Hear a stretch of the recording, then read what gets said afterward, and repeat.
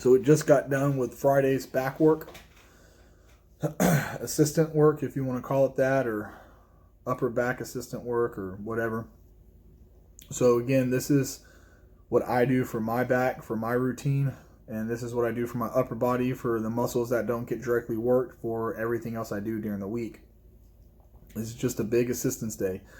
It's just basically a day to be able to help get blood flow, muscle size, muscle pumping, bodybuilding, kind of a break from the heavy lifting, and just kind of get in there and just do some movements. So I try to break down the deadlift and think about everything that's involved with the deadlift, the bench, and the squat. So how I used to do my routine is I would do wide grip pull downs, and then I would do bent over barbell rows, T-bar rows, and that would imitate like all three movements of the deadlift. But I don't really do that anymore because being bent over doing barbell rows, being bent over doing T-bar rows, and then doing deadlifts, and then doing good mornings, and doing box squats and all this work on my low back, it gets too much. So now I do basic bodybuilding machine work on Friday. So I start off with doing wide grip pull downs, and I do 5 sets. I try to do 5 sets of 20 with the same weight. And the way that I do it is, if I do my warm-ups, sets of 5, up to my working weight, which will be tonight, let's say, well, not say it was 200 pounds. And I try to get 5 sets of 20 with that, resting about 2 minutes between sets. If I get all 5 sets of 20, that's great. Next week I go up in reps, or I go up in weight. And again, I try to get all 5 sets of 20. If I do a set of 20 for my first, a set of 20 for my second, and then on my third one I do a set of 18, and then I do 20 and 20, well, 18 is my number. It doesn't matter I did 20 on everything else. The one set I didn't get 20 on, that's the one that matters. So next week when I come in, my goal is to get at least 19 on every rep. Now, the goal is 20 on every rep, but even if I get 20, 20, 20, 20, 19, it's still a win. And I don't go up and wait until I get all 20 on every set. So then from there, I move on to isolateral rows on the machine, which used to be barbell rows. And it's performed the same way, same weight all the way through, but instead of sets of 20, I do this for sets of 15. And when I did barbell rows, I did it for sets of 15. And then from there, I move on to seated cable rows, close grip seated cable rows. I do sets of 20 for this. Whenever I wasn't doing the seated cable rows, I was doing T-bar rows, and the T-bar rows would be sets of 12. Now, I still do T-bar rows, I still do barbell rows, but I go in between. Depends on if I'm powerlifting or bodybuilding or just training to train. Just depends on what I'm doing is what I'm going to be doing for my back workout. I love barbell rows. I love T-bar rows. I love those old school movements. I feel there's a lot to get out of them. If you're not doing deadlifts and good mornings and box squats and bands and cambered and everything else, that takes a toll on your lower back. I just feel it engages a lot more, and there's a lot more to be utilized out of that if you're not already directly working a lot of those muscles. I am, so I like to give my body a break from them. After that, we move on to, so that's the back. That's all 3 movements from the back. From there, we move on to our shoulders. For the shoulders, I do upright rows. Same thing, 5 sets, same weight, all the way through for sets of 15, not 20. And then on my shoulder work, lost my train of thought there. So after I do my upright rows, I do side laterals, which is my shoulder work. And I just do 5 sets of 20.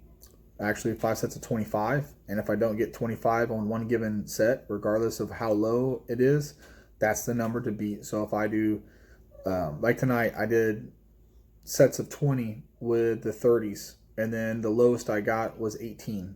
That was my lowest set. So I didn't get 20. I got 18. So next week, if I come in and do 5 sets of 19, I win. And then 5 sets of 20 the next week, I win. 5 sets of 21, I win. 5 sets of 22, I win. 4 sets or 3 sets or 1 set of 24 and the rest 23, I still win because I did 1 more rep than I did last week. So even if you only move up 1 rep out of 1 set and you do 15, 14, 14, 14, 14, you still did 1 more rep than last week. So it's still a win. Still a win. After that, we move on to shrugs, which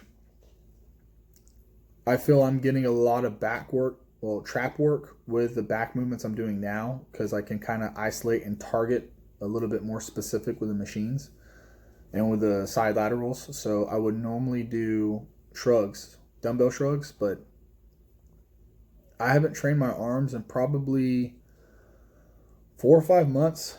And the reason why I don't like directly training my arms is because I develop tendonitis in my elbows really bad. And this routine is very simple, very straightforward, very specific to what you need for results for strength.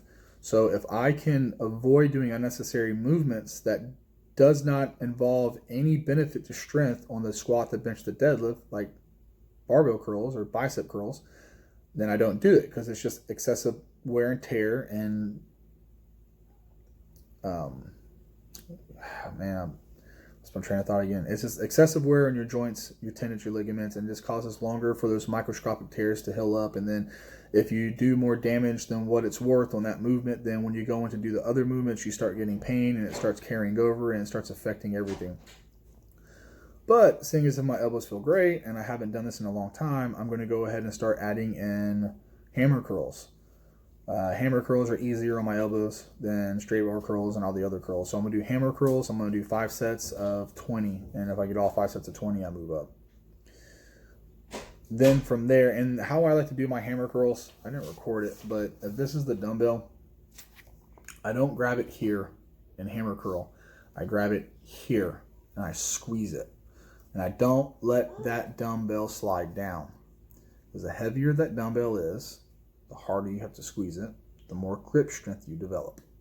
And if you grab it here and you let it rest, that's great to relieve like any forearm discomfort or wrist discomfort or anything of the sort. But if you need grip strength and that's an issue, grab it down here and squeeze like hell and don't let it move. And that will build up grip strength, not allowing that to slide through your hand.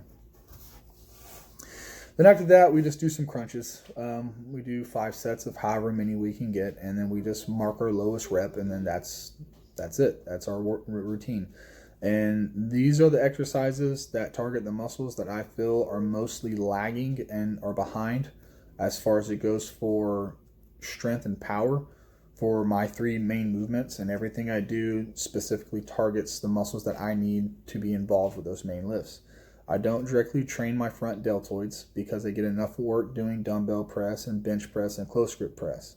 So I don't feel the need to train my front deltoids. It doesn't benefit me any. It just causes more shoulder pain if anything else. Again, I don't normally train my biceps because I don't gain anything. It just makes my bicep tendons tight, which pulls my shoulders forward, which just causes more shoulder discomfort. But I'm going to give it a go because everybody wants to have nice looking arms, right? So you pick the movements that best replicate what you do with those movements in your weak areas, and you build your weak areas. So that's Friday, and that's how I do my training back. That's how I train my back and my assistance work for Fridays. It's very simple, very easy to do, very boring, repetitive. And then here's the thing, okay? So let's say you're doing, I explained this real quick, I should have touched on it earlier.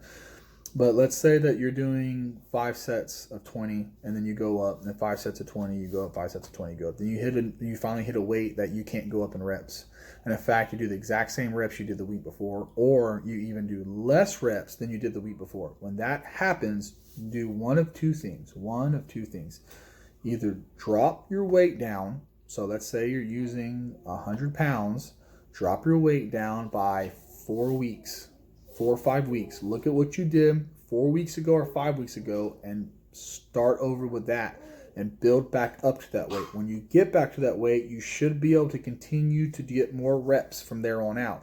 And then you're going to stall again. And then look at what you did 4 to 5 weeks ago and drop back down and build back up. That's option 1. Option 2 is you change the exercise out. So if you're doing T-bar rows and you have access to a cable row, a seated cable row, do seated cable rows until you stall. When that stalls, go back to T-bar rows. If you're doing barbell rows and you stall, do seated barbell rows or do isolateral rows. If you're doing wide grip pull-ups, do wide grip pull-downs. have a backup exercise to switch from one to the other. Don't just put everything into that one movement. Have a backup, because eventually you're going to stop getting stronger and you're going to stop developing strength or endurance or reps and more sets and everything, and you're just going to actually go down or backwards. When this happens, is because your fatigue is too high and you're too exhausted.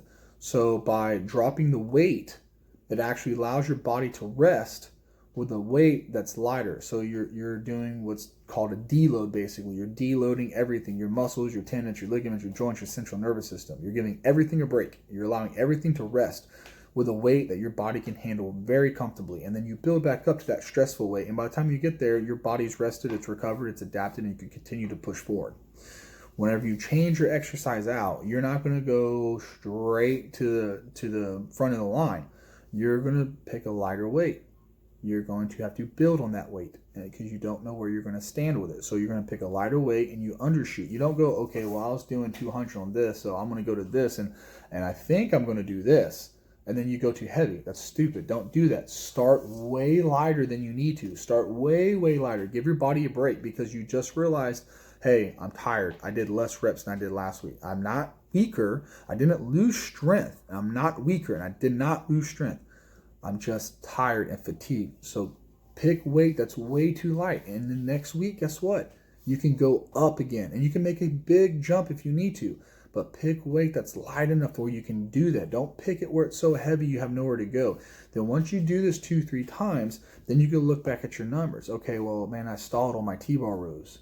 Okay, cool. What did I do for cable rows last time? Seated cable rows? Oh man, I finished off with 190 pounds and I ended up failing at 12 reps. Okay, cool, 190. How many weeks do I want to spend building up to that 190? You know, if I start at 150, that's going to give me 4 weeks. If I go up by 10 pounds a week, if I do 5 sets of 20 for the next 4 weeks, that'll give me 4 weeks to build on that. When I get there, I bet I can do 15 or 16 or 17 or 18. Let me start there. Start lighter than you need to, and you'll have a paper trail where you can go back and reference it. So that's my training in a nutshell for Friday. It's simple. It's very simple. I wish I was bigger. Back whenever I was 290 in powerlifting, I could show you all my size. Or I wish I was more lean and more jacked and more ripped. So I could be like, look, you know, it works. Here I am lean, and here I am hard on a diet, and here I am massive and at my strongest, and I'm deadlifting 600 pounds. I have a video that deadlifted 600 pounds. I've had competed in competitions, but unfortunately, I lost all the footage because my phone it broke before I could get it uploaded. This is not the only way. This is not the right way. This is not the wrong way. This is just the way that I do it. This is just the way I train. This is how I get results out of this, okay? And I wish I looked better to show you guys the results that I can get, but I'm telling you, it works. Give it a shot. If you don't like it, don't do it. Doesn't sound right? Don't try it. I don't care. Do what you want to do. But this is what I do for me, and it works. If you want to try it, give it a shot. Run it for a couple weeks. See how you feel about it. Don't do it for a week and be like, oh, it doesn't feel right. I don't like it. It's stupid. If you're going to do it, do it. If not, then don't. If you like some of the stuff you hear, then hey, apply it to some of your training. And don't forsake your training and be like, oh, I'm going to completely ditch everything I've learned and done and that's worked for me and do this, and then it doesn't work. Don't do that. Take what you like out of this that makes sense to you and apply it to where you can fit it in. Don't add it on top and stack. Just that there's a place where, you know what, I can replace this with this, and I don't feel like this is really working for me no more, and I bet I can swap that for this. I bet that, you know what, I want to give this a shot because what he's saying is kind of making sense. So if I just trade this one thing out for this one thing he was talking about, and let's just see how it makes me feel, you might like the way it does, or you might realize, nah, it's not for me. So, but anyways, I'm kind of rambling now. Let's see. Monday I'll do one on deadlifts. Tuesday I'll do one on benching. And then maybe in a week or two I'll do one about a peaking cycle for being able to lift heavier. Or to peak for powerlifting. So, well, that's Friday.